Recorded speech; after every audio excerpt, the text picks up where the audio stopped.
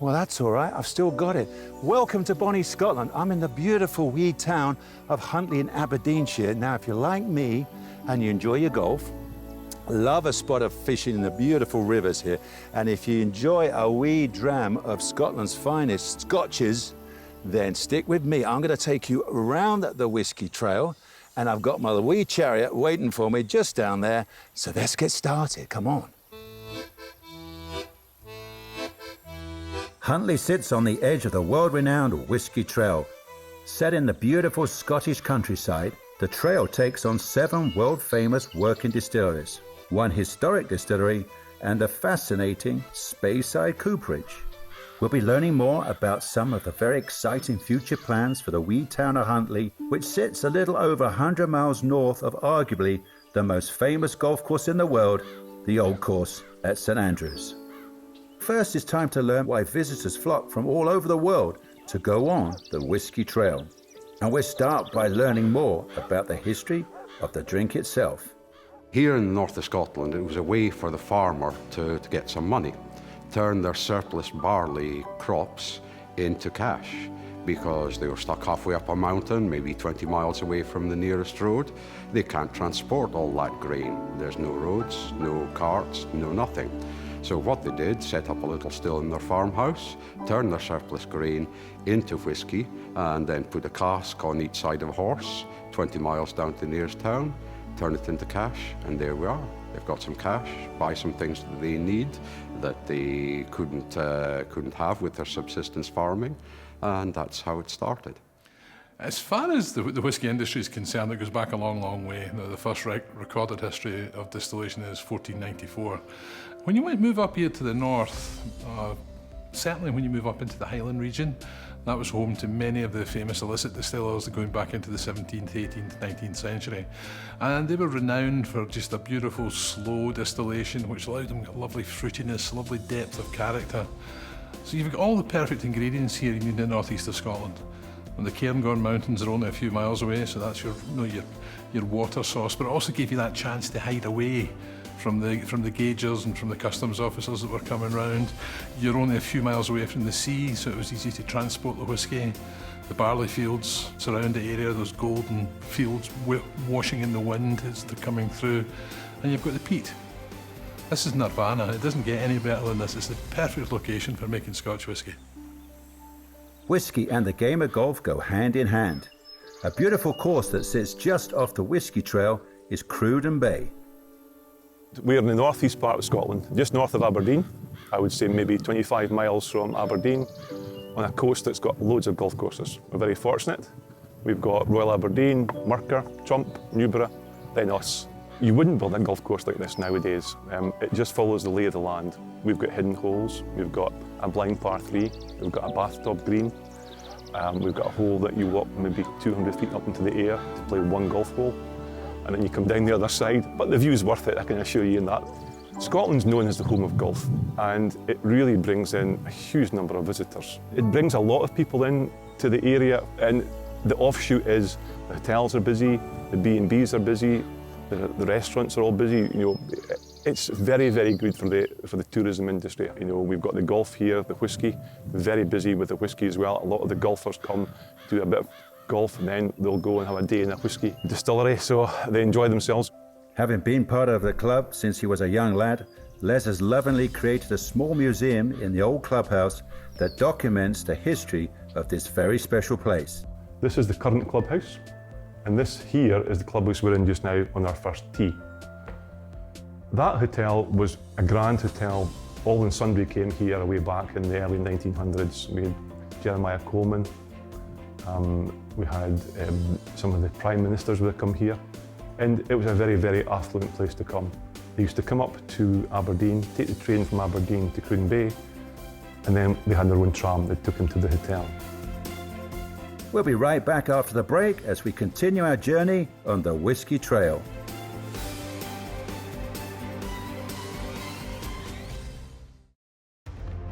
I've had the privilege of playing some of the most wonderful fairways of the world, and I always knew that later in life I would have a business that will create amazing courses.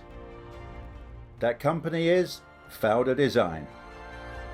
We now have a portfolio in excess of 30 courses around the world. For more information on how you could become a part of our legacy, please visit nickfaldodesign.com.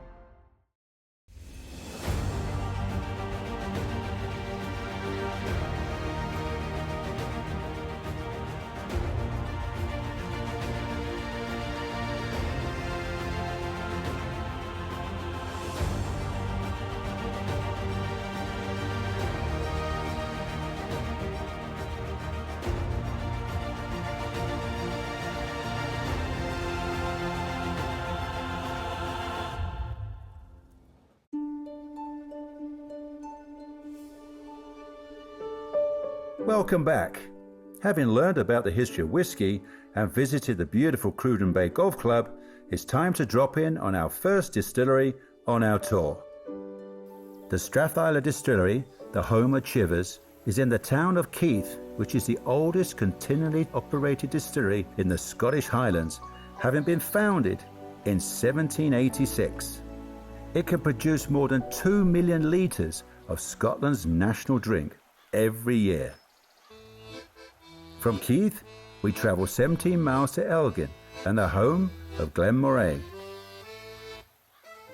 So the Whisky Trail is a collection of distilleries promoting the area, not so much focused on the brands, so hoping that people will come to the Speyside area and then travel throughout and visit different distilleries.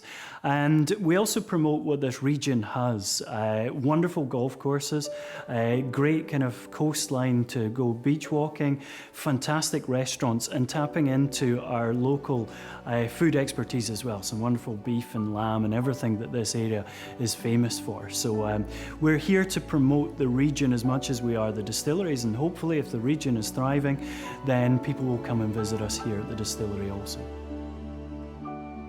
So the history of the distillery, we started life on site here as a farm back in the 1820s, then converting from farming into brewing was our first step into alcohol back in 1834 as the Elgin West Brewery.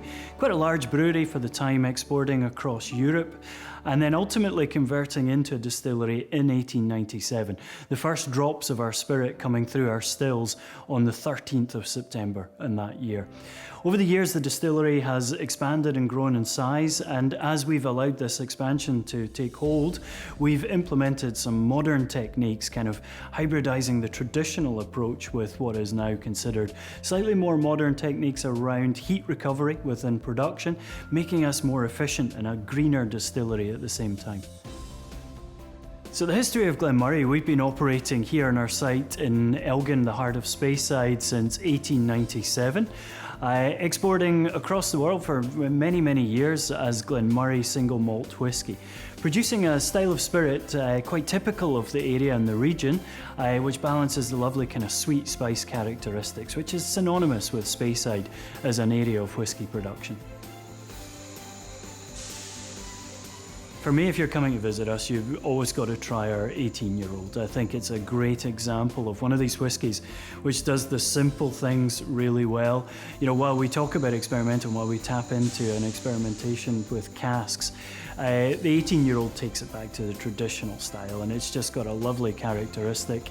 And for me, it's just a great kind of hold in Speyside. So while you're tasting Glen moray, you're also getting a good feel for this region as a whisky producing region.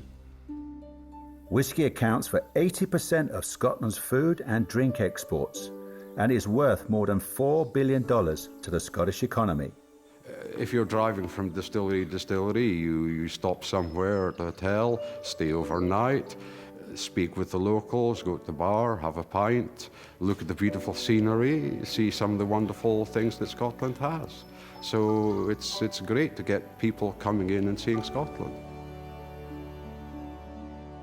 I'm down in the dungeons of Duncan Taylor, and this is Ian Logan, and this fine blend is from 66. So do tell us about Lochside, because it's gone now, it's from yesteryear. To be honest, Sir Nick, when you get whiskies like this, it's a privilege to be able to taste them and work with them. It's been gone for perhaps 30 years now, located down Montrose, Brechin area. So fantastic barley grown country, great water, ideal for making whiskey. It's quite light in Yeah. taste, which is nice. You know, I think I love to have I'd call it my daily tipple, so it's not going to knock you over. Have a wee quick dram, you know, maybe at 11 o'clock to start the day. No, it's liquid history. Many of the people who made that whiskey have sadly passed on. Yeah, that's true. So this is them, got the liquid in the cask, and it's basically saying, no, this is how good our whiskey was. You keep up the standards as well. So hopefully the old boys will be very impressed that we're upholding the traditions, and it's 11:20, so it's time for a wee dram. Having started the show in the town of Huntley, here's Sean Smith, who plans to make the town a must-visit for anyone who finds themselves in this beautiful part of Scotland. Town of Huntley, in my mind, is kind of one of these things where it has a lot of potential, but it's been, you know, the oil industry's been struggling. The way that they've constructed some of the freeways, or constructed freeways in the first place, Huntley's not front and center of all the traffic as it used to be. And so I think the city could use this rejuvenation. So what we're really hoping in the town square, where we've acquired several properties, and with the Castle Hotel, that we can kind of pump some life into the town. It's a fantastic town, but it's gotten a little bit overlooked by the kind of a downfall in just traffic coming through the town. It's time to visit the home of golf, St Andrews. And no one knows more about the great game in this famous old town than Angela Howe of the World Golf Museum, located right next to the first tee of the Old Course. So the museum, it's the R&A World Golf Museum, and it was established by the Royal and Ancient Golf Club. It opened in 1990, so we have a very direct link with the club and with the R&A. And people come to St Andrews on golfing pilgrimages, where previously they came on religious pilgrimages, and if they can get a tee time on the Old Course, it really makes that experience memorable for the rest of their lives. So if you're on that golfing pilgrimage, or if you're just coming, you know, to soak in the atmosphere of the town and learn a bit about the game and about the social history of the game as well. It's not pure golf. There's lots of wonderful things to see in the museum.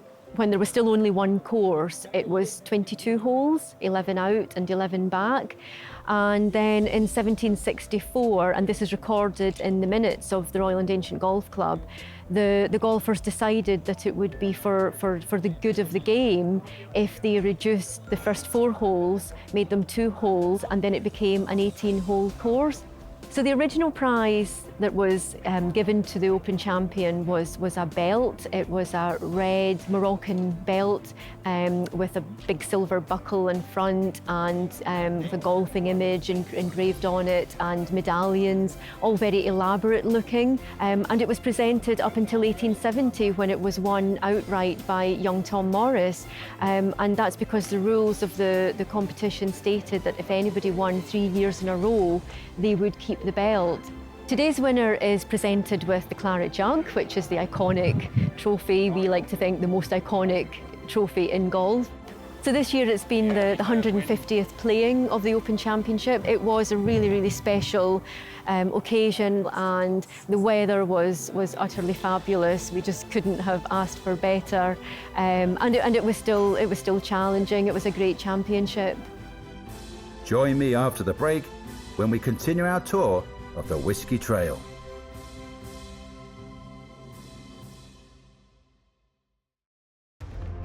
I've had the privilege of playing some of the most wonderful fairways of the world, and I always knew that later in life I would have a business that will create amazing courses. That company is Faldo Design. We now have a portfolio in excess of 30 courses around the world. For more information on how you could become a part of our legacy, please visit nickfaldodesign.com.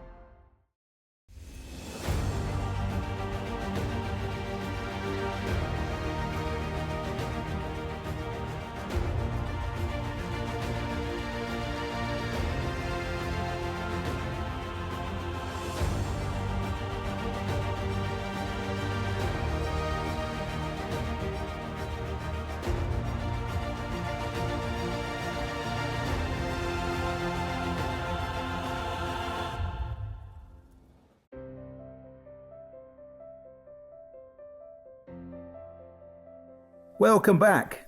Having visited a number of whisky distilleries already earlier in the show, it's time to learn more about the hugely important part of the whisky production process, and that is coopering. Coopering is important because 70 to 80% of the flavour comes from the wood, so it's a huge portion of the flavour. And the wood in the cask is a really important element in the whole process. Traditionally, more widely used is American oak, because with bourbon, you're only filling the cask once, and then the cask is spent in their eyes, but it's great for us. So we'll take that cask and then we'll fill it as much as 3 times, usually first or second fill. And then we're getting all the goodness out of that cask, so you still get a lot of the sweetness from the bourbon, but then there's still a lot in the wood as well that will impart flavour onto the spirit. So there's American oak, and then there's European oak, which is slower growing, so it's a tighter grain, and tends to be a bit more acidic, a bit more higher on the tannins level. So that means you get more of the spicy flavours, the fruits, the kind of heavier, richer flavours coming through from the European oak. Speyside Cooperage welcomes visitors from all over the world every year who want to learn more about this very traditional art of coopering. A cooperage is a factory, a workshop if you want, that we take casks, we repair, rejuvenate and sometimes build new casks depending on customers' requirements. Speyside Cooperage started in Craigellachie, the small village of Craigellachie, in 1947. Customers will have stock in our yard where they will then either call up or email and ask for a certain type of cask, or they'll need them rejuvenated, which means we will then rechar the inside of the cask to give them another life cycle. To be quite honest, there were no cask, no whisky. Malcolm's always been like a family friend with my parents, so he got a chat to my dad one day and says, take him down and see how he gets on, and ever since then I've been here. But I always wanted to learn, I was always doing extra hours, I was always coming in on Saturdays. One of that jobs that I was enjoying coming to, so I always enjoyed learning.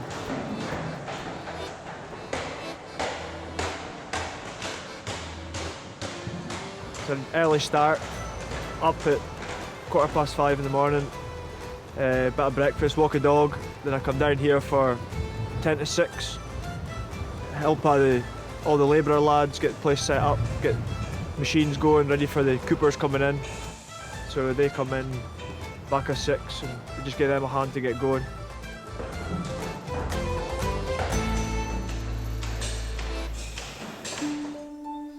The beautiful countryside and crystal clear mountain waters of this part of Scotland makes it the perfect environment in which to produce some of the finest whiskies in the world. These distilleries now blend traditional ways of distilling whisky with more modern day practices to enable them to both increase production and keep up demand from across the world. One of the things that attracted me to Duncan Taylor was I knew Ewan Shand, our owner, for over 25 years. I know his mindset and how he looks at these things. Now, we talk a lot about whisky without compromise. So everything we do will be non-chill filtered. In other words, it's taken straight from the cask and straight into the bottle. No colouring, like some of our competitors may do. So no, we're trying to be as open and honest with the consumer as much as we can. The consumers nowadays are more knowledgeable than they've ever been. It's very, very difficult to get around them. So why do that? Do the opposite thing. Be open, be transparent with them and talk to them about what they want. You look at the innovation that's coming along. The work we're doing with Sir Nick, for example, is a brilliant version of that. Our octave casks are renowned around the world, these small 80-litre casks we do, producing really, really small batches, all unique, and an amazing inventory of whisky. Now, there's 1966. Now, ask yourself, what were you doing in 1966? I wasn't born. But when you start to think about the age statement and what's happened over all those years, you see how the world's developed and you see how you develop along with it as well.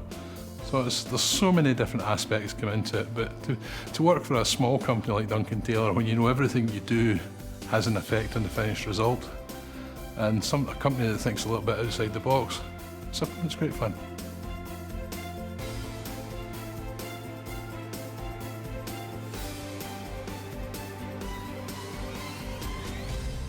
Well, I had a passion for whiskey myself, and I'd been out investing in buying casks for myself for a personal collection. And a few years ago, probably circa 2018, I ran across the most fantastic selection of whiskeys available in the market. I'd never seen anything like it.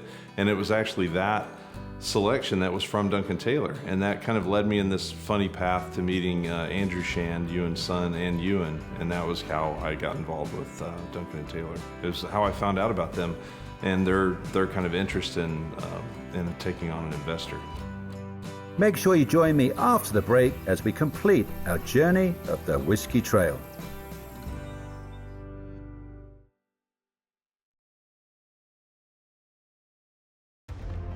I've had the privilege of playing some of the most wonderful fairways of the world.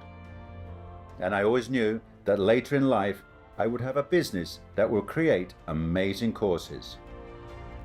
That company is Faldo Design. We now have a portfolio in excess of 30 courses around the world. For more information on how you could become a part of our legacy, please visit nickfaldodesign.com.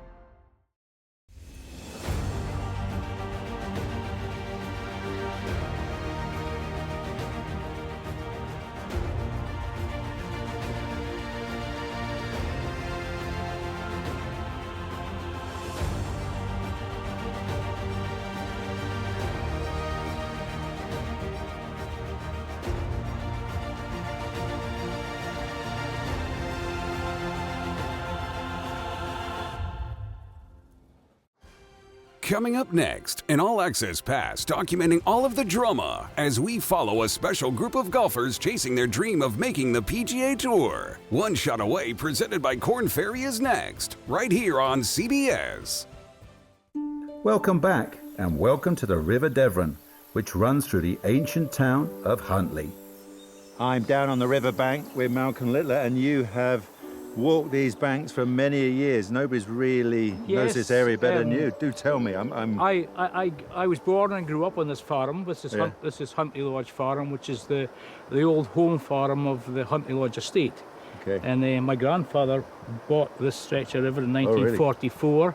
And then my parents came back from Australia, and we farmed this farm until 1983. And you fished this river much? I have when I was a younger man. There's some good trout in here and salmon. This is one of Aberdeenshire's great salmon and trout rivers, the Dee, the Don, the Devon. So brown trout, sea trout, salmon.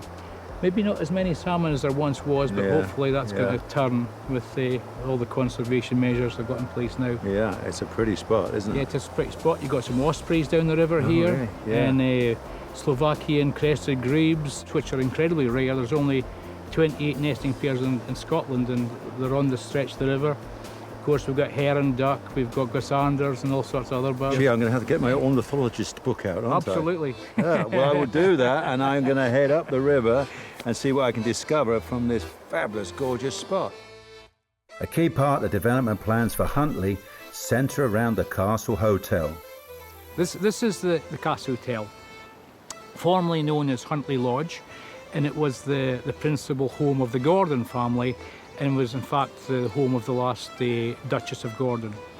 So the building as we see it today was originated in the mid-17th century, and then it was added to a number of times. And then Archibald Simpson, a very prominent Scottish architect, he worked on this building. He worked on the Gordon Schools, which is a very famous building in this community. And he also worked on the Bank Restaurant, which is another Duncan Taylor property. I think success for Huntley, if we do things right, is when people in the Highlands, in Aberdeen at the airport, or Inverness, or somebody on the Whisky Trail, the tour guides, the people involved, when they mention Huntley, they're going to say, now that's a place that you have to go. You have to go to the Castle Hotel. You have to go to the bar there. We're going to have a fantastic bar with just majestic tree-lined down to the River Devon. So our success is that Huntley becomes a must place for the Whisky Trail, where people are going to go and they're going to be really creating their experience in Scotland, having Huntley and the Duncan Taylor Whisky experience be central to their visit to the Highlands.